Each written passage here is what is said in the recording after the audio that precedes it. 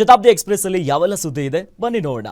ಪಹಲ್ಗಾಮ್ನ ಉಗ್ರ ದಾಳಿಯ ಮತ್ತೊಂದು ಸ್ಫೋಟಕ ಮಾಹಿತಿ ಬಹಿರಂಗವಾಗಿದ್ದು, ಎನ್ಐಎ ತನಿಖೆ ವೇಳೆ ದಾಳಿಯಲ್ಲಿ ಪಾಕಿಸ್ತಾನದ ಕೈವಾಡ ಬಯಲಾಗಿದೆ. ಪಹಲ್ಗಾಮ್ ದಾಳಿಗೂ ಮೊದಲು ಉಗ್ರರು ಸ್ಯಾಟಲೈಟ್ ಫೋನ್ ಬಳಕೆಯನ್ನ ಮಾಡಿದ್ದರು ಅನ್ನುವಂತ ಸ್ಫೋಟಕ ಮಾಹಿತಿ ಈಗ ತನಿಖೆಯಲ್ಲಿ ಬಹಿರಂಗ ಆಗಿದೆ. ಕರಾಚಿಗೆ ಉಗ್ರರು ಕಾಲ್ ಮಾಡಿರೋದು ಕೂಡ ಪತ್ತೆಯಾಗಿದೆ. ಮೂಲಗಳಿಂದ ಬಂದ ಮಾಹಿತಿಗಳ ಪ್ರಕಾರ ಪಹಲ್ಗಾಮ್ ದಾಳಿಯಲ್ಲಿ ಉಗ್ರರು ಉಪಗ್ರಹ ಫೋನ್ಗಳು ಮತ್ತು ಹೈಬ್ರಿಡ್ ಅಸ್ತ್ರ ಸೆಟ್ಗಳನ್ನು ಬಳಸಿರೋದು ಗೊತ್ತಾಗ್ತಿದೆ.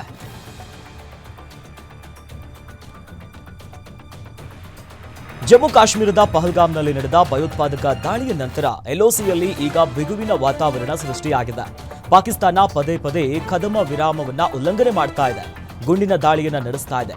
ಪಾಕಿಸ್ತಾನ ಸತತ 4ನೇ ರಾತ್ರಿಯೂ ಕೂಡ ಗುಂಡಿನ ದಾಳಿಯನ್ನ ಮುಂದುವರಿಸಿದೆ. ಕಳೆದ ರಾತ್ರಿ ಪಾಕ್ ಸೇನಾ ಠಾಣೆಗಳು ಕುಪ್ವಾರ ಮತ್ತು ಉಂಫ್ ಜಿಲ್ಲೆಗಳಲ್ಲಿ ಇಲ್ಲಿರುವಂತಹ ಪ್ರದೇಶಗಳಲ್ಲಿ ಪ್ರಚೋದಿತ ಗುಂಡಿನ ದಾಳಿಯನ್ನು ನಡೆಸಿದೆ. ಭಾರತೀಯ ಸೇನೆಯೂ ಕೂಡ ಪ್ರತಿದಾಳಿಯನ್ನು ನಡೆಸಿ ಪಾಕ್ ಶಿಬಿರಗಳಲ್ಲಿ ನಡುಕ ಹುಟ್ಟಿಸಿದೆ. ಉಗ್ರರ ದಾಳಿಯ ಬಳಿಕ ಜಮ್ಮು ಮತ್ತು ಕಾಶ್ಮೀರ ಪೊಲೀಸರು ಇನ್ನು ಸೇನೆ ಮತ್ತು ಇತರ ಭದ್ರತಾ ಸಿಬ್ಬಂದಿ ಭಯೋತ್ಪಾದಕರನ್ನ ಬೇರು ಸಹಿತ ಕಿತ್ತು ಹಾಕುವ ಸಲುವಾಗಿ ಶೋಧ ಕಾರ್ಯವನ್ನು ನಡೆಸುತ್ತಿದ್ದಾರೆ. ವಿವಿಧ ಕಡೆಗಳಲ್ಲಿ ತನಿಖೆಯನ್ನ ಚುರುಕುಗೊಳಿಸಿದ್ದಾರೆ. ಎನ್ಐಎ ಕೂಡ ವಿಚಾರಣೆಯನ್ನ ಆರಂಭಿಸಿದೆ. ಈ ಮಧ್ಯೆ ರಕ್ಷಣಾ ಸಚಿವರು ಸೇನಾ ಮುಖ್ಯಸ್ಥರ ಜೊತೆ ಸಭೆಯನ್ನ ಮಾಡಿದ್ದಾರೆ. ಬಹಳಷ್ಟು ಕುತೂಹಲಕ್ಕೆ ಕಾರಣ ಆಗಿದೆ. ಪ್ರಧಾನಿಗಳು ಕಾಶ್ಮೀರಕ್ಕೆ ಹೋಗಿ ಪ್ರೆಸ್ ಮೀಟ್ ಅನ್ನ ಮಾಡಿಲ್ಲ, ಬಿಹಾರಕ್ಕೆ ಹೋಗಿ ಪ್ರಧಾನಿ ನರೇಂದ್ರ ಮೋದಿ ಅವರು ಭಾಷಣವನ್ನ ಮಾಡಿದ್ರು ಅನ್ನೋದಾಗಿ ಕೇಂದ್ರ ಸರ್ಕಾರದ ವಿರುದ್ಧ ಮತ್ತೆ ಸಂತೋಷ್ ಲಾಡ್ ಅವರು ಕೆಂಡ ಕಾರಿದ್ದಾರೆ. ಬೆಂಗಳೂರಿನಲ್ಲಿ ಮಾತನಾಡಿದ ಅವರು, ಈಗ ಟೆರರಿಸ್ಟ್ ಮನೆ ಧ್ವಂಸ ಮಾಡ್ತಿದ್ದಾರೆ ಅಂತ ಸುದ್ದಿ ಆಗ್ತಿದೆ. ಟೆರರಿಸ್ಟ್ಗಳ ಮನೆಗಳ ಬಗ್ಗೆ ಮೊದಲು ಇದ್ದಿದ್ದು ಗೊತ್ತಿಲ್ವಾ?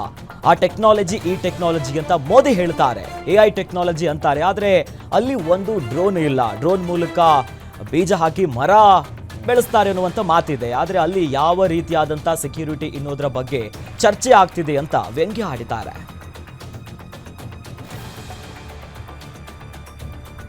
ಸಿಎಂ ಸಿದ್ದರಾಮಯ್ಯ ಪಾಕಿಸ್ತಾನಕ್ಕೆ ಹೋಗಲಿ ಎಂದಿದ್ದ ಬಿಜೆಪಿ ನಾಯಕರ ಹೇಳಿಕೆಗೆ ಸಚಿವ KH ಮುನಿಯಪ್ಪ ತಿರುಗೇಟನ್ನ ಕೊಟ್ಟಿದ್ದಾರೆ. ಬೆಳಗಾವಿಯಲ್ಲಿ ಮಾತನಾಡಿದ ಸಚಿವ ಮುನಿಯಪ್ಪ ಅವರು, ಬಿಜೆಪಿಯವರು ಇದರಲ್ಲಿ ರಾಜಕಾರಣ ಮಾಡ್ತಿದ್ದಾರೆ. ನಮ್ಮ ಹೇಳಿಕೆಗೆ ಸಿಎಂ ಸಿದ್ದರಾಮಯ್ಯನವರು ನಿನ್ನೆ ಸಾಧನಾ ಸಮಾವೇಶದಲ್ಲಿ ಉತ್ತರವನ್ನ ಕೊಟ್ಟಿದ್ದಾರೆ. ಕಷ್ಟ ಕಾಲದಲ್ಲಿ ದೇಶದ ಜೊತೆಗೆ ನಾವಿದ್ದೇವೆ ಅಂತ ಸಿಎಂ ಅವರು ಈಗಾಗಲೇ ಹೇಳಿದ್ದಾರೆ. ಇದಕ್ಕೆ ರಾಜಕೀಯ ಬೆರೆಸಬಾರದು ಅಂತ ಬಿಜೆಪಿ ನಾಯಕರ ವಿರುದ್ಧ ಕಿಡಿಕಾರಿದ್ದಾರೆ. ಕಾಶ್ಮೀರದ ಪಹಲ್ಗಾಮ್ನಲ್ಲಿ ನಡೆದ ಉಗ್ರರ ದಾಳಿಯ ತನಿಖೆಯ ಹೊಣೆಯನ್ನ ಕೇಂದ್ರ ಗೃಹ ಸಚಿವಾಲಯ ಎನ್ಐಎ ಹೆಗಲಿಗೆ ವಹಿಸಿದೆ. ಈಗ ಉಗ್ರರ ದಾಳಿಗೆ ಬಲಿಯಾಗಿರುವಂತಹ ಕನ್ನಡಿಗರ ಮನೆಗೆ ಎನ್ಐಎ ಟೀಮ್ ಭೇಟಿ ಕೊಟ್ಟಿದೆ. ಬೆಂಗಳೂರಿಗೆ ಎನ್ಐಎ ಅಧಿಕಾರಿಗಳು ಭೇಟಿ ನೀಡಿ ದಾಳಿ ದಿನ ಏನಾಯಿತು, ದಾಳಿ ನಡೆದಂತ ವೇಳೆ ಎಷ್ಟು ಜನ ಉಗ್ರರು ಇದ್ದರು, ಹೀಗೆ ಹಲವು ಪ್ರಶ್ನೆಗಳನ್ನ ಇಟ್ಟು ಜೊತೆಯಲ್ಲಿ ಉಗ್ರರ ಭಾವಚಿತ್ರವನ್ನ ತೋರಿಸಿ ಕುಟುಂಬಸ್ಥರಿಂದ ಮಾಹಿತಿಯನ್ನ ಪಡೆದಿದ್ದಾರೆ.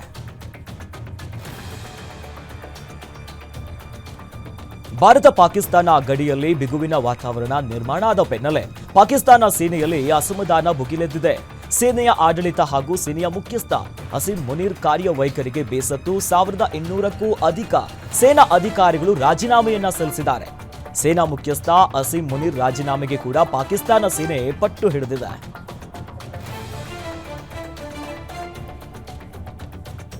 ಪಹಲ್ಗಾಮ್ನ ಉಗ್ರರ ದಾಳಿ ನಂತರ ಭಾರತ ಸರ್ಕಾರವು ಮತ್ತೊಂದು ಮಹತ್ವದ ನಿರ್ಧಾರವನ್ನು ಕೈಗೊಂಡಿದೆ. ಈ ದಾಳಿ ಬೆನ್ನಲ್ಲೇ ಡಾನ್ ನ್ಯೂಸ್, ಸಮಾ TV, RE news, Jio news ಸೇರಿದಂತೆ 16 ಪಾಕಿಸ್ತಾನಿ ಯೂಟ್ಯೂಬ್ ಚಾನೆಲ್ಗಳನ್ನು ಗೃಹ ಸಚಿವಾಲಯದ ಶಿಫಾರಸಿನ ಮೇರೆಗೆ ಭಾರತ ಸರ್ಕಾರವು ನಿಷೇಧಿಸಿದೆ. ಭಾರತದ ಸೇನೆ ಮತ್ತು ಭದ್ರತಾ ಸಂಸ್ಥೆಗಳ ವಿರುದ್ಧ ಪ್ರಚೋದನಕಾರಿ, ಕೋಮು, ಇನ್ನು ಸೂಕ್ಷ್ಮ ವಿಚಾರ, ಸುಳ್ಳು ವಿಚಾರಗಳನ್ನು ಬಿತ್ತರಿಸುತ್ತಿದ್ದಂತ ವಿಚಾರಕ್ಕೆ ಸಂಬಂಧಪಟ್ಟಂತೆ ಈ ನಿರ್ಧಾರವನ್ನು ಕೈಗೊಳ್ಳಲಾಗಿದೆ. ಕಾಶ್ಮೀರದ ಪಹಲ್ಗಾಮ್ ಉಗ್ರ ದಾಳಿಯ ಬಳಿಕ ಹದಗೆಟ್ಟಿರುವಂತಹ ಭಾರತ ಮತ್ತು ಪಾಕ್ ನಡುವಿನ ಈ ಸಂಬಂಧ ಕುರಿತು ಈಗ ಮೊದಲ ಬಾರಿಗೆ ಚೀನಾ ಪ್ರತಿಕ್ರಿಯೆಯನ್ನು ಕೊಟ್ಟಿದೆ. ತಮ್ಮ ದೇಶವು ಸೂಕ್ಷ್ಮವಾಗಿ ಗಮನಿಸ್ತಾ ಇದೆ ಅಂತ ಹೇಳುವ ಮೂಲಕ ಪಾಕಿಸ್ತಾನದ ಬೆನ್ನಿಗೆ ನಿಂತಿದೆ ಚೀನಾ. ಚೀನಾದ ವಿದೇಶಾಂಗ ಸಚಿವ ವಾಂಗ್ ಯಿ ಅವರು ಭಾನುವಾರ ಪಾಕಿಸ್ತಾನದ ವಿದೇಶಾಂಗ ಸಚಿವ ಮೊಹಮ್ಮದ್ ಇಶಾಕ್ದಾರ್ ಅವರೊಂದಿಗೆ ದೂರವಾಣಿ ಕರೆ ಮಾಡಿ ಮಾತನಾಡಿದ್ದು, ಭಾರತ ಮತ್ತು ಪಾಕಿಸ್ತಾನ ನಡುವಿನ ಪರಿಸ್ಥಿತಿಯನ್ನ ತಮ್ಮ ದೇಶವು ಸೂಕ್ಷ್ಮವಾಗಿ ಗಮನಿಸ್ತಾ ಇದೆ ಅನ್ನೋದಾಗಿ ಹೇಳಿದ್ದಾರೆ.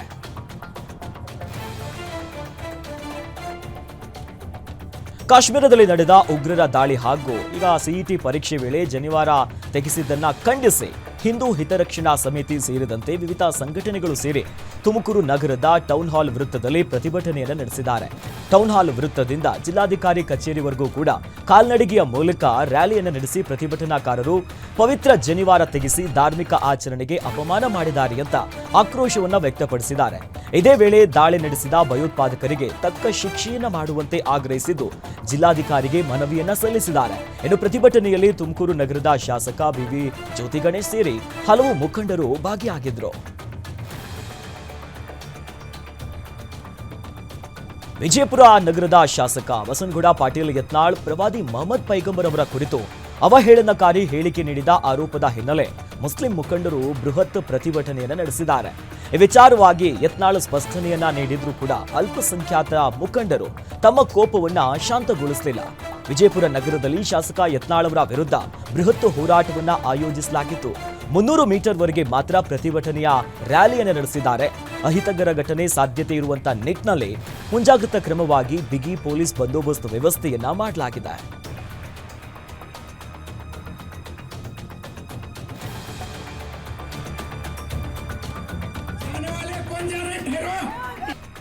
नौजवानों से और हमारे शहर बीजापुर के आवाम से मेरी गुजारिश है, आप ये मेमोरेंडम देने के बाद ये एहतजाज यहाँ पर नहीं खत्म होता, अभी कम से कम 2 मेमोरेंडम खत्म नहीं हुआ, अभी बहुत जने गड़बड़ कर जो ना को जगह कर दीजिए जाने वालों को। पूरे कर्नाटक में मशहूर होना चाहिए बीजापुर वालों ने कितने जब पीछे पीछे सर चौड़ा हो जाए, जब पीछे जरा सामने आ जाइए। क्या राइट साइड में जो खड़े हैं भाइयों से गुजारिश करता हूँ कि मेरे भाई वालों से गुजारिश करता हूँ और हमारे दरमियान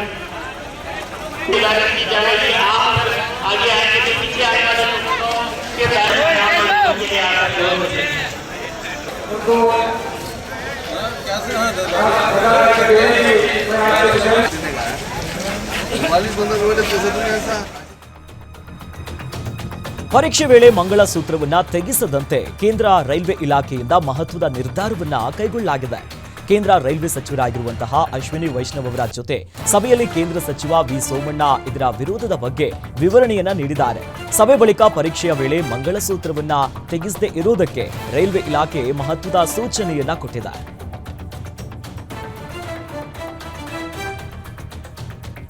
ಮಂಗಳಸೂತ್ರ ಜನಿವಾರ ತೆಗೆಸುವ ವಿಚಾರಕ್ಕೆ ಸಂಬಂಧಪಟ್ಟಂತೆ ಡಿಸಿಎಂ ಡಿಕೆ ಶಿವಕುಮಾರ್ ಅವರು ಪ್ರತಿಕ್ರಿಯೆಯನ್ನ ಕೊಟ್ಟಿದ್ದಾರೆ.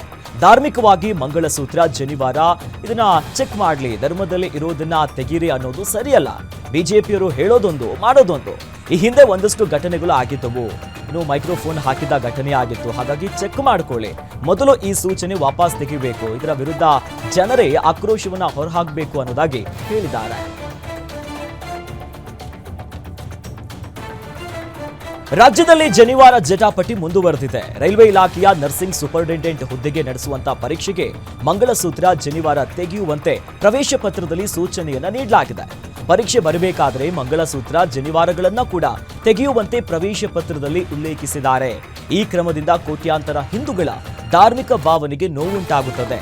ಹಿಂದೂ ಧಾರ್ಮಿಕ ಭಾವನೆಗೆ ಧಕ್ಕೆಯಾಗದ ರೀತಿಯಲ್ಲಿ ಪರೀಕ್ಷೆ ಬರೆಯುವುದಕ್ಕೆ ಅವಕಾಶವನ್ನ ನೀಡುವಂತೆ ಹಿಂದೂ ಸಂಘಟನೆಗಳು ಈಗ ಆಗ್ರಹಿಸಿವೆ.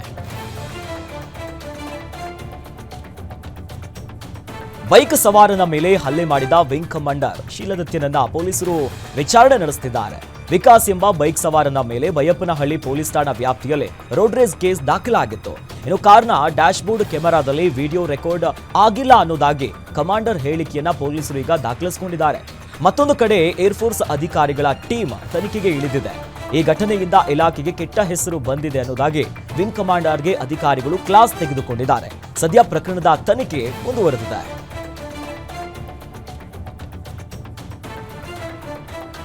ರಾಜ್ಯ ರಾಜಧಾನಿ ಬೆಂಗಳೂರಿನ ರಸ್ತೆಗಳು ದಯನೀಯ ಸ್ಥಿತಿಯಲ್ಲಿದ್ದು ಒಂದೇ ಒಂದು ರಸ್ತೆಯೂ ಕೂಡ ಗುಂಡಿಗಳಿಂದ ಮುಕ್ತವಾಗಿಲ್ಲ. ಅಥ್ಲೀಟ್ಗಳು ಸುಂದರ ಓಟದ ಬಯಲು, ಗುಂಡಿಗಳ ಓಟ, ಧೂಳಿನ ಓಟ, ಅಪಾಯದಿಂದ ಕೂಡಿದ ಓಟ ಅನ್ನೋ ಅನುಭವವನ್ನ ಪಡೆದಿದ್ದಾರೆ ಅಂತ ಬಹಳ ಬೇಸರದ ಸಂಗತಿಯಾಗಿದೆ ಅನ್ನೋದಾಗಿ ಬಿಜೆಪಿಯ ಸಂಸದ ತೇಜಸ್ವಿ ಸೂರ್ಯ ಹೇಳಿದ್ದಾರೆ. ಬೆಂಗಳೂರಿನಲ್ಲಿ ಟಿಸಿಎಸ್ ವರ್ಲ್ಡ್ 10K 2025 ಎನ್ನುವಂತಹ ಮ್ಯಾರಥಾನ್ ಅನ್ನ ಭಾನುವಾರ ಆಯೋಜನೆ ಮಾಡಲಾಗಿತ್ತು. ಕಾರ್ಯಕ್ರಮದಲ್ಲಿ ಭಾಗವಹಿಸಿದ್ದ ತೇಜಸ್ವಿ ಸೂರ್ಯ ಮ್ಯಾರಥಾನ್ ವೇಳೆ ಯಾವೆಲ್ಲ ಸಮಸ್ಯೆಗಳಾಯಿತು ಅನ್ನೋದನ್ನ ಪತ್ರದ ಮೂಲಕ ಸರ್ಕಾರಕ್ಕೆ ವಿವರಿಸಿದ್ದಾರೆ.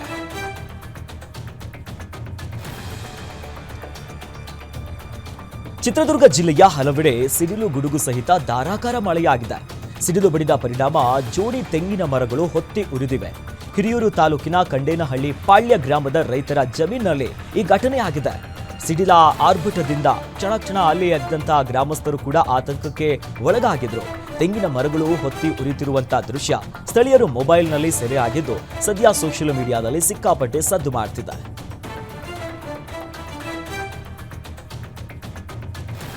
ಗಂಗಮ್ಮ ದೇವಿ ದೇವಾಲಯದ ಬೀಗ ಹೊಡೆದು ಹುಂಡಿ ಹಣವನ್ನ ಕಳ್ಳತನ ಮಾಡಿದ್ದಾರೆ. ನೆಲಮಂಗಲ ಬಳಿಯ ಮೋಟಗಾನಹಳ್ಳಿ ಗ್ರಾಮದಲ್ಲಿರುವಂತಹ ದೇವಾಲಯದಲ್ಲಿ ಈ ಘಟನೆ ನಡೆದಿದ್ದು, ವಿದ್ಯುತ್ ಪೂರೈಕೆ ಸ್ಥಗಿತಗೊಳಿಸಿ ಹುಂಡಿಯಲ್ಲಿದ್ದಂಥ 50,000ಕ್ಕೂ ಹೆಚ್ಚು ಹಣವನ್ನ ದೋಚಿ ಕದೀಮರು ಪರಾರಿಯಾಗಿದ್ದಾರೆ. ಘಟನೆ ಸಂಬಂಧ ತಾವರೆಕೆರೆಯ ಪೊಲೀಸ್ ಠಾಣೆಯಲ್ಲಿ ಪ್ರಕರಣ ದಾಖಲಾಗಿದೆ. ರಾಯಚೂರು ಹೊರವಲಯದ ಈಗ ಎಮರಸ್ ಬೈಪಾಸ್ ಬಳಿಯಲ್ಲಿ ನಾಲೆ ಎನ್ನುವಂಥ ಪ್ರದೇಶದಲ್ಲಿ ಅನಾಮಧೇಯ ವ್ಯಕ್ತಿಯ ಶವ ಪತ್ತೆಯಾಗಿದೆ. ಕೊಳೆತ ಸ್ಥಿತಿಯಲ್ಲಿ ಅನಾಮಧೇಯ ಶವ ಸಿಕ್ಕಿದ್ದು ಸ್ಥಳಕ್ಕೆ ಗ್ರಾಮೀಣ ಪೊಲೀಸರು ಭೇಟಿ ನೀಡಿ ಪರಿಶೀಲನೆಯನ್ನ ನಡೆಸಿದ್ದಾರೆ. ಸದ್ಯ ಮೃತದೇಹವನ್ನ ನಾಲೆಯಿಂದ ಹೊರತೆಗೆದು ಶವಗಾರಕ್ಕೆ ರವಾನೆ ಮಾಡಲಾಗಿದೆ. ಸದ್ಯ ಘಟನೆ ಸಂಬಂಧ ಪೊಲೀಸರು ತನಿಖೆಯನ್ನ ಮುಂದುವರೆಸಿದ್ದಾರೆ. ವೈದ್ಯೋ ನಾರಾಯಣೋ ಹರಿ ಅಂತಾರೆ, ಆದರೆ ಇಲ್ಲೊಬ್ಬ ಡಾಕ್ಟರ್ ತನ್ನ ವೃತ್ತಿಗೆ ಅಪಮಾನ ಮಾಡಲು ಮುಂದಾಗಿದ್ದಾನೆ.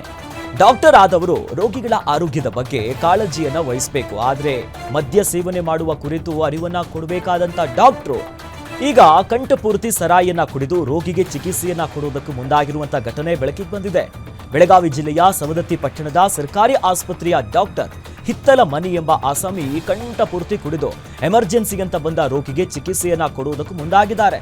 ಆತನ ವರ್ತನೆಯನ್ನ ಮೊಬೈಲ್ನಲ್ಲಿ ಸೆರೆ ಹಿಡಿದು ಮೇಲಾಧಿಕಾರಿಗಳ ಗಮನಕ್ಕೆ ತಂದಿದ್ದಾರೆ. ಕೋಲಾರ ಜಿಲ್ಲೆಯ ಮುಳಬಾಗಿಲು ತಾಲೂಕಿನ ಲಿಂಗಾಪುರ ಎನ್ನುವಂತಹ ಗೇಟ್ ಬಳಿ ಬೆಟ್ಟಿಂಗ್ ತೊಡಗಿದ್ದಂತಹ 26 ವರ್ಷದ ಸುಹೇಲ್ ಹಾಗೂ 21 ವರ್ಷದ ಇರ್ಫಾನ್ ಅನ್ನ ಬಂಧಿಸಿದ್ದು, ಬಂಧಿತರಿಂದ 2,300 ರೂಪಾಯಿ ಹಣ ಹಾಗೂ ಮೊಬೈಲ್ ಅನ್ನ ವಶಕ್ಕೆ ಪಡೆದಿದ್ದಾರೆ. ಮುಂಬೈ ಇಂಡಿಯನ್ಸ್ ಹಾಗೂ ಲಕ್ನೋ ಸೂಪರ್ ಜೈಂಟ್ಸ್ ವಿರುದ್ಧ ಪಂದ್ಯದಲ್ಲಿ ಅದೃಷ್ಟ ಪರೀಕ್ಷೆಗೆ ಇಳಿದಿದ್ದಂತ ಆರೋಪಿಗಳು ಈಗ ಪೊಲೀಸರ ಅತಿಥಿಯಾಗಿದ್ದಾರೆ. ಸದ್ಯ ಮುಳಬಾಗಿಲು ಗ್ರಾಮಾಂತರ ಪೊಲೀಸ್ ಠಾಣೆಯಲ್ಲಿ ಈ ಕೇಸ್ ದಾಖಲಾಗಿದೆ.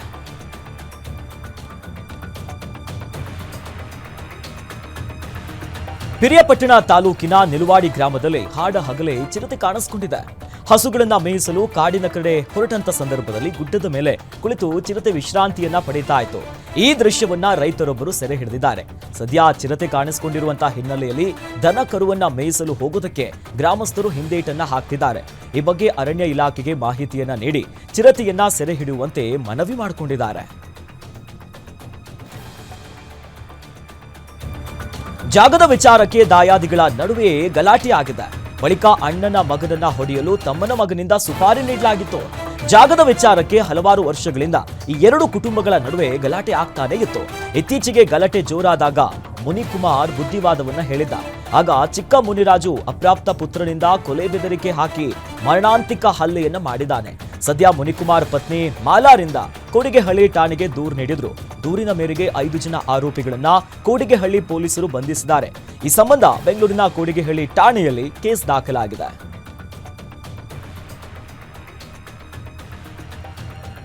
ಗ್ಯಾಸ್ ಸೋರಿಕೆಯಿಂದ ಅಗ್ನಿ ಅವಘಡ ಸಂಭವಿಸಿದೆ. ಈ ಘಟನೆ ನೆಲಮಂಗಲದ ಅಡಕಮಾರನಹಳ್ಳಿಯಲ್ಲಿ ನಡೆದಿದೆ.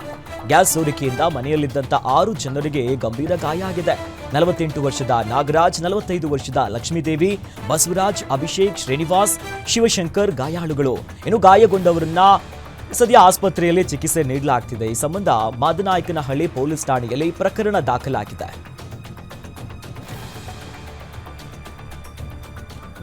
ಅನ್ಯ ಜಾತಿಯ ಯುವಕನನ್ನ ಮದುವೆ ಆಗುವುದಾಗಿ ಪಟ್ಟು ಹಿಡಿದಿದ್ದಂತ ಮಗಳನ್ನ ಕೊಂದು ನದಿಗೆ ಎಸೆದಂತ ಕೇಸ್ 8 ತಿಂಗಳ ನಂತರ ಬೆಳಕಿಗೆ ಬಂದಿದೆ. ಇದು ರಾಯಚೂರಿನ ಹಂಚಿನಾಳ ಗ್ರಾಮದಲ್ಲಿ ನಡೆದಿರುವಂತಹ ಘಟನೆ. ಲಕ್ಕಪ್ಪ ಕಂಬಳಿ ಎನ್ನುವವರ ಅಪ್ರಾಪ್ತ ಹಾಗೂ ಅದೇ ಗ್ರಾಮದ ಅನ್ಯ ಜಾತಿಯ ಹನುಮಂತನನ್ನ ಪ್ರೀತಿಸ್ತಾ ಇದ್ಲು. ಮಗಳು ಪ್ರೀತಿಸಿದ್ದನ್ನ ತಂದೆ ಸಹಿಸಲಾಗದೆ ತೋಟದ ಮನೆಯಲ್ಲಿ ಮಗಳಿಗೆ ಬುದ್ಧಿ ಮಾತನ್ನ ಹೇಳಿದ್ರು. ಹಠ ಮಾಡಿದಂತ ಮಗಳನ್ನ ಕೊಲೆ ಮಾಡಿ ಶೀಲಹಳ್ಳಿ ಸೇತುವೆಯ ಹತ್ತಿರ ಕೃಷ್ಣಾ ನದಿಯಲ್ಲೇ ಶವವನ್ನ ಎಸೆದಿದ್ರು. ಸದ್ಯ ತಾನೇ ಕೊಲೆ ಮಾಡಿರುವುದಾಗಿ ತಂದೆ ಒಪ್ಕೊಂಡಿದ್ದಾನೆ. ಈ ಸಂಬಂಧ ಲಿಂಗಸಗೂರು ಠಾಣೆಯಲ್ಲಿ ಕೇಸ್ ದಾಖಲಾಗಿದೆ.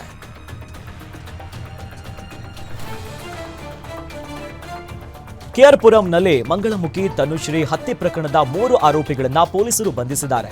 ಏಪ್ರಿಲ್ 17ರಂದು ರಾತ್ರಿ ತನುಶ್ರೀಯನ್ನ ಚಾಕುವಿನಿಂದ ಇರಿದು ಹತ್ಯೆ ಮಾಡಲಾಗಿತ್ತು. ಪ್ರಕರಣದ ಪ್ರಮುಖ ಆರೋಪಿ ಜಗದೀಶ್ ಪ್ರಭಾಕರ್ ಹಾಗೂ ಸುಶಾಂತ್ನನ್ನ ಬಂಧಿಸಲಾಗಿದೆ. ಬಲವಂತವಾಗಿ ತನ್ನನ್ನ ಮದುವೆಯಾಗುವಂತೆ ಒತ್ತಾಯಿಸಿದ್ದಕ್ಕೆ ಕೊಲೆ ಮಾಡಿರುವುದಾಗಿ ತಿಳಿದು ಬಂದಿದೆ. ಈ ಸಂಬಂಧ ಕೆಆರ್ಪುರಂ ಪೊಲೀಸರು ತನಿಖೆ ನಡೆಸಿ ಆರೋಪಿಗಳನ್ನ ಬಂಧಿಸಿದ್ದಾರೆ.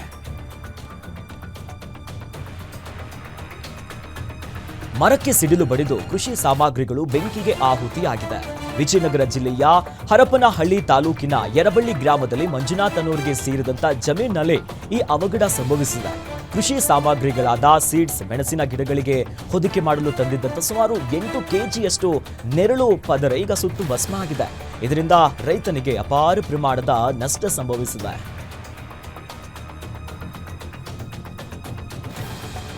ಸೌತ್ ಫೀಲ್ಡ್ ಪೇಂಟ್ಸ್ ಲಿಮಿಟೆಡ್ ಕಾರ್ಖಾನೆಗೆ ಅಗ್ನಿ ದುರಂತ ಆಗಿದೆ. ಇನ್ನು ಈ ಘಟನೆಯಲ್ಲಿ ಎಲ್ಲವೂ ಕೂಡ ಸುಟ್ಟು ಕರಕಲಾಗಿದೆ. ಕೋಲಾರ ಜಿಲ್ಲೆಯ ಮಾಲೂರು ಕೈಗಾರಿಕಾ ಪ್ರದೇಶದಲ್ಲಿ ಈ ಅವಘಡ ಸಂಭವಿಸಿದೆ. ಸದ್ಯಕ್ಕೆ ಯಾವುದೇ ಜೀವಹಾನಿ ಸಂಭವಿಸಿಲ್ಲ. ಕೋಟ್ಯಾಂತರ ರೂಪಾಯಿ ಬೆಲೆಯ ದಾಸ್ತಾನು ಹಾಗೂ ಉಪಕರಣಗಳು ಬೆಂಕಿಗೆ ಆಹುತಿಯಾಗಿದೆ. ಬೆಂಕಿಯಿಂದಾಗಿ ಕೈಗಾರಿಕಾ ವಲಯದಲ್ಲಿ ಆಕಾಶದೆತ್ತರಕ್ಕೆ ಹಾರುತ್ತಿರುವಂತಹ ದಟ್ಟವಾದ ಹೊಗೆ ತುಂಬಿಕೊಂಡಿದೆ. ಬೆಂಕಿ ನಿಂದಿಸಲು ಕೋಲಾರ ಮತ್ತು ಮಾಲೂರಿನ ಅಗ್ನಿಶಾಮಕ ದಳ ಸಿಬ್ಬಂದಿ ಹರಸಾಹಸವನ್ನ ಪಡುತ್ತಿದ್ದಾರೆ.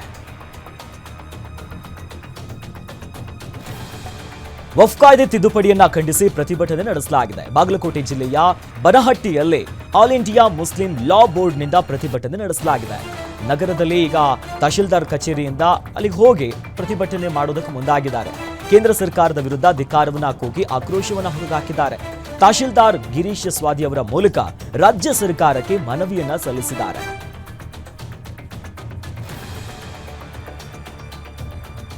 ಹೊಲದಲ್ಲಿ ಮಹಿಳೆ ಕೊಲೆಯಾಗಿರುವಂತಹ ಘಟನೆ ರಾಯಚೂರಿನ ದೇವದುರ್ಗ ತಾಲೂಕಿನ ಕಮಲದಿನ್ನಿ ಗ್ರಾಮದಲ್ಲಿ ನಡೆದಿದೆ. ಗಂಗಮ್ಮ ಕೊಲೆಯಾಗಿರುವಂತಹ ಮಹಿಳೆ ನಿತ್ಯ ಜಾಲಹಳ್ಳಿ ಸರ್ಕಾರಿ ಆಸ್ಪತ್ರೆಯ ಮುಂದೆ ಹಣ್ಣು ಮಾರಾಟ ಮಾಡ್ತಿದ್ದಂತ ಗಂಗಮ್ಮ ವ್ಯಾಪಾರವನ್ನ ಮುಗಿಸಿ ಮನೆಗೆ ಹೋಗುವಂತ ಹೊತ್ತಿನಲ್ಲಿ ಘಟನೆಯಾಗಿದೆ. ಸ್ಥಳಕ್ಕೆ ಜಾಲಹಳ್ಳಿ ಪೊಲೀಸರು ಭೇಟಿ ನೀಡಿ ಪರಿಶೀಲನೆಯನ್ನ ನಡೆಸಿದ್ದಾರೆ.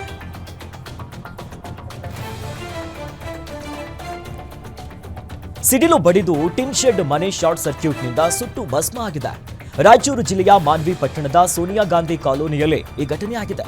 ಅಂಬರೀಶ್ ಎನ್ನುವರಿಗೆ ಸೇರಿದಂತ ಮನೆ ಶಾರ್ಟ್ ಸರ್ಕ್ಯೂಟ್ನಿಂದಾಗಿ ಬೆಂಕಿಗೆ ಆಹುತಿಯಾಗಿದೆ. ಬೆಂಕಿಯ ತೀವ್ರತೆಗೆ ಮನೆಯಲ್ಲಿದ್ದಂತ 4.5 ಲಕ್ಷ ಮೌಲ್ಯದ ಅಧಿಕ ವಸ್ತುಗಳು ಸುಟ್ಟು ಕರಕಲಾಗಿವೆ. ಅದೃಷ್ಟವಶಾತ್ ಯಾರಿಗೂ ಕೂಡ ಏನೂ ಆಗಿಲ್ಲ. ಇನ್ನು ಯಾವುದೇ ಪ್ರಾಣ ಹಾನಿ ಆಗಿಲ್ಲ. ಸದ್ಯ ಸೂರಿಲ್ಲದ ಕುಟುಂಬಸ್ಥರು ಪರದಾಡುವಂತ ಪರಿಸ್ಥಿತಿ ನಿರ್ಮಾಣ ಆಗಿದೆ.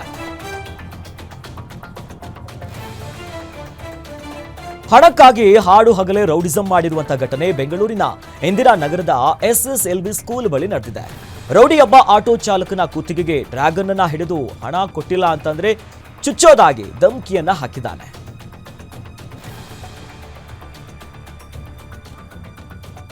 ಭಾರತ ಸರ್ಕಾರದ ನೀಟ್ ಸೂಪರ್ ಸ್ಪೆಷಾಲಿಟಿ ಪ್ರವೇಶ ಪರೀಕ್ಷೆಯಲ್ಲಿ ಜಿಲ್ಲೆಯ ತೆರದಾಳ ನಗರದ ಡಾಕ್ಟರ್ ವಿಶಾಲ ಹುಬ್ಬಳ್ಳಿ ಎನ್ನುವವರು ಇಡೀ ದೇಶಕ್ಕೆ 2ನೇ ಟಾಪರ್ ಆಗಿ ಹೊರಹೊಮ್ಮಿದ್ದಾರೆ. ಆ ಮೂಲಕ ಕರ್ನಾಟಕದ ಕೀರ್ತಿಯನ್ನ ಹೆಚ್ಚಿಸಿದ್ದಾರೆ. ವಿಶಾಲ್ ತಂದೆ ಶ್ರೀಶೈಲ್ ಹುಬ್ಬಳ್ಳಿ ಹಾಗೂ ಗೀತಾ ಹುಬ್ಬಳ್ಳಿ ಇಬ್ಬರು ಕೂಡ BAMS ವೈದ್ಯರಾಗಿದ್ದು ಇದೀಗ ಮಗನ ಸಾಧನೆಗೆ ಫುಲ್ ಖುಷಿಯಾಗಿದ್ದಾರೆ. ನಿಂತಿದ್ದ ಲಾರಿಗೆ ಹಿಂಬದಿಯಿಂದ ಬೈಕ್ ಡಿಕ್ಕಿಯಾಗಿ ಇಬ್ಬರು ಸ್ಥಳದಲ್ಲೇ ಸಾವನ್ನಪ್ಪಿದ್ದಾರೆ. ತುಮಕೂರು ನಗರದ ಅಂತರಸ್ನಹಳ್ಳಿ ಮಾರ್ಕೆಟ್ ಬಳಿ ಘಟನೆಯಾಗಿದೆ.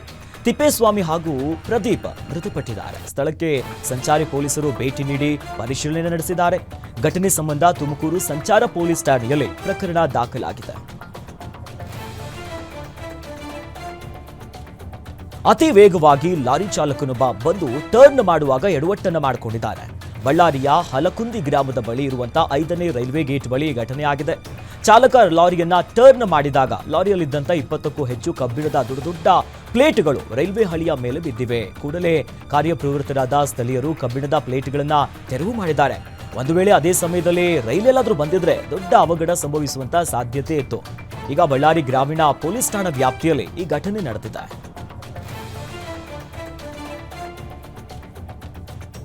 ರೈತನ ಮೇಲೆ ಶೂಟೌಟ್ ನಡೆದ ಘಟನೆಯನ್ನ ಖಂಡಿಸಿ ಮಂಚೇನಹಳ್ಳಿ ತಾಲೂಕಿಗೆ ಈಗ ಬಂದ್ ಕರೆಯನ್ನು ಕೊಟ್ಟಿದ್ದಾರೆ. ಇದೇ ಏಪ್ರಿಲ್ 23ರಂದು ಚಿಕ್ಕಬಳ್ಳಾಪುರದ ಮಂಚೇನಹಳ್ಳಿಯಲ್ಲಿ ರೈತ ರವಿಕುಮಾರ್ ಮೇಲೆ ಉದ್ಯಮಿ ಸಕ್ಲೇಶ್ ಕುಮಾರ್ ಗುಂಡಿನ ದಾಳಿಯನ್ನು ನಡೆಸಿದ್ದ. ಈ ಘಟನೆಯನ್ನ ಖಂಡಿಸಿ ಇಂದು ರೈತ ಸಂಘಟನೆಗಳು ಮಂಚೇನಹಳ್ಳಿ ತಾಲೂಕಿಗೆ ಬಂದ್ ಕರೆ ಕೊಟ್ಟಿವೆ. ಬಂದ್ ಹಿನ್ನೆಲೆಯಲ್ಲಿ ಅಂಗಡಿ ಮುಂಗಟ್ಟುಗಳು, ಹೋಟೆಲ್ಗಳು, ಶಾಲಾ ಕಾಲೇಜುಗಳು ಸಂಪೂರ್ಣ ಬಂದ್ ಆಗಿವೆ.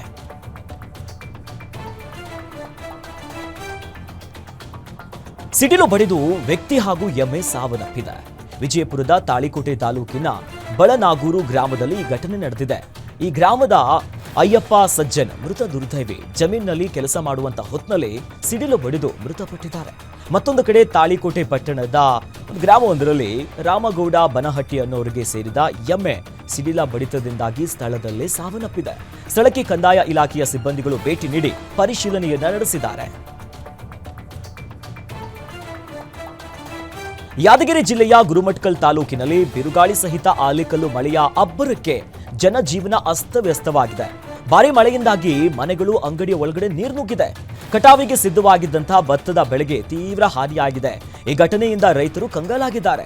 ಗುರುಮಟ್ಕಲ್ ಪಟ್ಟಣದಲ್ಲಿ ಈಗ ಮಳೆಯ ರಭಸಕ್ಕೆ ರಸ್ತೆಗಳು ಜಲಾವೃತವಾಗಿದ್ದು, ಮಳೆಯ ರಭಸಕ್ಕೆ ಆಟೋವೊಂದು ನೀರಿನಲ್ಲಿ ಕೊಚ್ಚಿ ಹೋಗಿದೆ. ಬೆಳೆ ಹಾನಿಯಿಂದ ತೀವ್ರ ನಷ್ಟ ಅನುಭವಿಸಿರುವಂತಹ ರೈತರು ಸರ್ಕಾರದಿಂದ ಪರಿಹಾರ ಬೇಕು, ಧನ ಸಹಾಯ ನೀಡುವಂತೆ ಒತ್ತಾಯಿಸಿದ್ದಾರೆ. ಚಿತ್ರದುರ್ಗ ಜಿಲ್ಲೆಯ ಬೆಲಗೂರು ಗ್ರಾಮದಲ್ಲಿ ಹಲವೆಡೆ ಗುಡುಗು, ಗಾಳಿ ಸಹಿತ ಭರ್ಜರಿ ಮಳೆಯಾಗಿದೆ. ಮಳೆಯ ಅಬ್ಬರಕ್ಕೆ ಮರ ಮತ್ತು ವಿದ್ಯುತ್ ಕಂಬಗಳು ಧರೆಗೆ ಉರುಳಿವೆ. ಅಲ್ಲದೆ ಗ್ರಾಮದ 20ಕ್ಕೂ ಹೆಚ್ಚು ಮನೆಗಳ ಮೇಲೆ ಮರದ ರೆಂಬೆಗಳು ಬಿದ್ದು ಹಾನಿ ಸಂಭವಿಸಿದ್ದು, ಯಾವುದೇ ಅಪಾಯಗಳಾಗಿಲ್ಲ ಪ್ರಾಣಕ್ಕೆ. ಇನ್ನು ಗ್ರಾಮದೆಲ್ಲೆಡೆ ಆಲಿಕಲ್ಲು ಮಳೆಯಾಗಿದ್ದು, ಆಲಿಕಲ್ಲನ್ನ ಜನರು ಪಾತ್ರೆಗಳಲ್ಲಿ ತುಂಬಿ ಖುಷಿ ಪಟ್ಟಿದ್ದಾರೆ. ಆಲಿಕಲ್ಲು ಬಿದ್ದಂತ ದೃಶ್ಯ ಮೊಬೈಲ್ನಲ್ಲಿ ಸೆರೆಯಾಗಿದ್ದು ಸಿಕ್ಕಾಪಟ್ಟೆ ವೈರಲ್ ಆಗ್ತಿದೆ. ನಿನ್ನೆ ತಡರಾತ್ರಿ ಸುರಿದಂತ ಮಳೆಗೆ ಬೃಹತ್ ಮರಗಳು ಧರೆಗೆ ಉರುಳಿರುವಂತ ಘಟನೆ ಧಾರವಾಡ ಜಿಲ್ಲೆಯ ಉಪ್ಪಿನ ಬೆಟಗೇರಿ ಗ್ರಾಮದಲ್ಲಿ ನಡೆದಿದೆ. 10ಕ್ಕೂ ಹೆಚ್ಚು ಮರಗಳು ರಸ್ತೆಯ ಮೇಲೆ ಉರುಳಿ ಬಿದ್ದಿವೆ. ಇನ್ನು ಭಾರೀ ಗಾಳಿ ಮಳೆಯಿಂದ ಈ ಘಟನೆ ನಡೆದಿದ್ದು, ರಸ್ತೆಯ ಮೇಲೆ ಮರಗಳು ಬಿದ್ದು ಪರಿಣಾಮ ವಾಹನಗಳ ಸಂಚಾರಕ್ಕೆ ಸಮಸ್ಯೆ ಆಗಿದೆ. ರಸ್ತೆಯ ಮೇಲೆ ಬಿದ್ದಂತ ಮರಗಳನ್ನ ಬೆಳಿಗ್ಗೆಯಿಂದಲೇ ತೆರವು ಕಾರ್ಯಾಚರಣೆಯಲ್ಲಿ ಅಧಿಕಾರಿಗಳು ತೊಡಗಿದ್ದಾರೆ.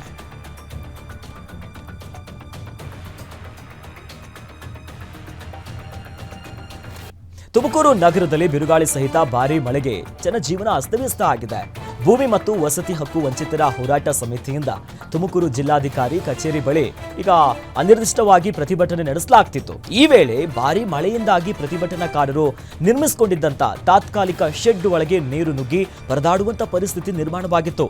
ತಕ್ಷಣವೇ ಸ್ಥಳಕ್ಕೆ ಆಗಮಿಸಿದಂತ ನಗರ ಠಾಣೆಯ ಅಧಿಕಾರಿಗಳು ಅವಿನಾಶ್ ಮತ್ತು ತಂಡ ಸುಮಾರು 50ರಿಂದ 60 ಪ್ರತಿಭಟನಾಕಾರರನ್ನ ಬಸ್ ಮೂಲಕ ಪಾಲಿಕೆ ಆವರಣದ ನಿರಾಶ್ರಿತರ ಕೇಂದ್ರಕ್ಕೆ ರವಾನೆ ಮಾಡಿ ಮಾನವೀಯತೆಯನ್ನ ಮೆರೆದಿದ್ದಾರೆ. ಈ ವೇಳೆ ನಮಗೆ ನ್ಯಾಯ ಕೊಡಿ ಅಂತ ಪ್ರತಿಭಟನಾಕಾರರು ಆಕ್ರೋಶವನ್ನ ಹೊರಗಾಕಿದ್ದಾರೆ.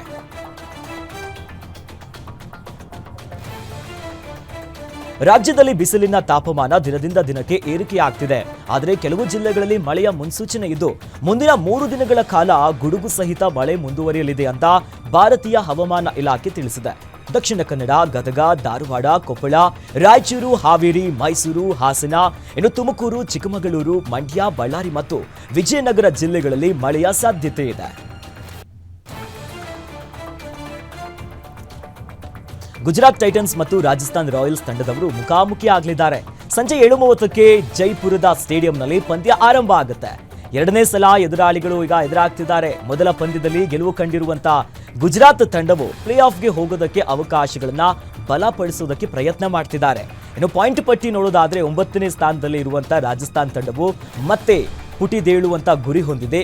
ಈ ದಿನದ ಪಂದ್ಯ ಬಹಳಷ್ಟು ಕುತೂಹಲಕ್ಕೆ ಕಾರಣ ಆಗಿದೆ.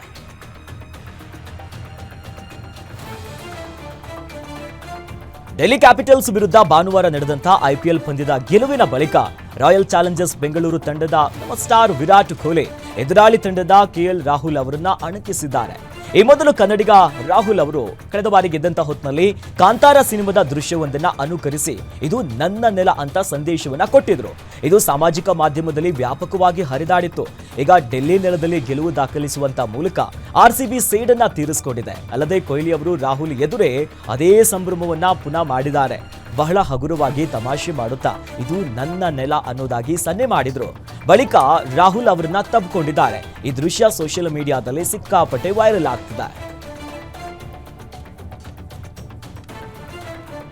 2 ದಶಕಕ್ಕೂ ಹೆಚ್ಚು ಕಾಲ ಹಾಸ್ಯಲಾಸ್ಯ ಕಾಮಿಡಿ ಧಾರಾವಾಹಿ ಮೂಲಕ ರಂಜಿಸಿದಂತ ಹೆಸರಾಂತ ಜೋಡಿಗಳಾದ ಮುತ್ತುರಾಜ್ ಮತ್ತು ಶ್ರೀಕಂಠ ಈಗ ಪ್ರೀತಿ ಪ್ರೇಮ ಪಂಗನಾಮ ಸಿನಿಮಾ ಮಾಡೋ ಮೂಲಕ ಬಹುಕಾಲದ ಕನಸನ್ನ ನನಸು ಮಾಡಿಕೊಳ್ತಿದ್ದಾರೆ.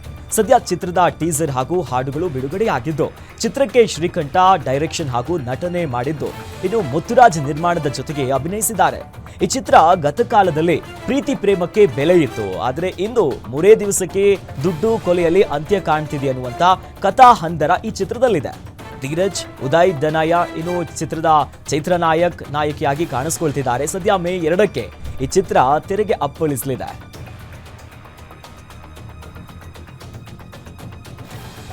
ಹೊಸಬರೇ ಸೇರಿಕೊಂಡು ಉತ್ತರ ಕರ್ನಾಟಕದ ಜವಾರಿ ಭಾಷೆಯಲ್ಲೊಂದು ಪಪ್ಪಿ ಸಿನಿಮಾ ಮಾಡಿದ್ದು ಈ ಟ್ರೇಲರ್ ಈಗಾಗಲೇ ದಾಖಲೆಯನ್ನ ಬರೆದಿದೆ. ಯುವ ಪ್ರತಿಭೆಗಳಿಗೆ ಆಕ್ಷನ್ ಪ್ರಿನ್ಸ್ ಧ್ರುವ ಸರ್ಜಾ ಅವರು ಸಾಥ್ ಕೊಟ್ಟಿದ್ದಾರೆ. ಪಪ್ಪಿ ಸಿನಿಮಾವನ್ನ ಧ್ರುವ ಸರ್ಜಾ ಅವರು ಅರ್ಪಿಸುತ್ತಿದ್ದು ಮೇ 1ಕ್ಕೆ ಈ ಚಿತ್ರ ತೆರೆಗೆ ಬರುತ್ತಿದೆ. ಸದ್ಯ ಚಿತ್ರದ ಟ್ರೈಲರ್ ಅನ್ನ ಧ್ರುವ ಸರ್ಜಾ ಅವರು ಬಿಡುಗಡೆ ಮಾಡಿದ್ದು ಚಿತ್ರದಲ್ಲಿ ಜಗದೀಶ್ ಹಾಗೂ ಆದಿತ್ಯ ಬಾಲನಟರು ಅಭಿನಯಿಸಿದ್ದಾರೆ. ಅಂದಹಾಗೆ ಪಪ್ಪಿ ಚಿತ್ರದ ಟ್ರೈಲರ್ ನೋಡಿದ ನಟಿ ರಮ್ಯಾ, ವಿಜಯ್ ರಾಜ್ಕುಮಾರ್, ರಾಣಾ ಬಗ್ಗುಹಟಿ ಇನ್ನು ರಾಜ್ ಬಿ ಶೆಟ್ಟಿ ಅವರು ಕೂಡ ಮೆಚ್ಚಿಕೊಂಡಿದ್ದಾರೆ.